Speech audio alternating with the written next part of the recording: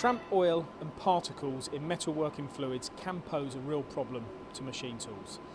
I'm here today with Richard from Lubriserve, who has a solution to that. Hello, Richard. Hi, Paul. This is the Alfa Alfie. Tell us about it. Well, what this is, Paul, is it's a mobile high-speed centrifuge. Mobile because you can move it around the machine tools. It works kind of by dialysis, so you don't need to stop the machine tool. And it removes the tramp oil and the very fine particles you get in metalworking fluids. And the way it works is the coolant is fed into this chamber, which is a very high-speed centrifuge with 30 discs in it. And what that does is separate the particles and the tramp oil out. And with particles, what sort of problems can particles cause? Well, it's a good question. A lot of machines obviously have their own filtration on them, but this will take out the very fine particles that even the filtration can't take out. So this will take particles out right down to 1 micron. And these are the particles that kind of act like a shot blast effect and can wear the tool, deteriorate the surface finish.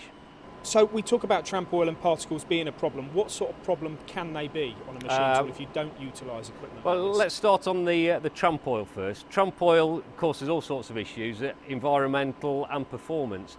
So performance-wise, with tramp oil, it can smoke. It doesn't provide the cooling effect that coolant does.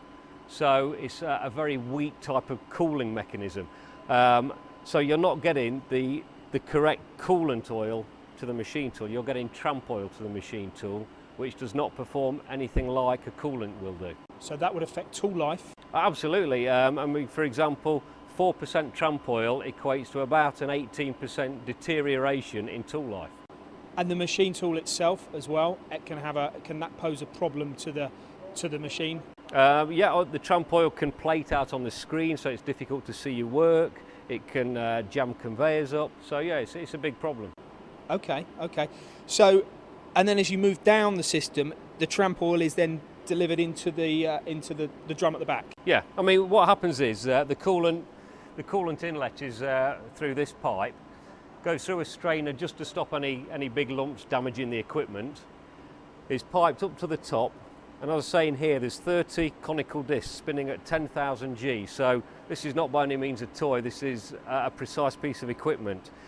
Because that's spinning so fast, the G-force throws the particles out, the very, very fine particles, right down to 1 micron, so far finer than a filter could achieve.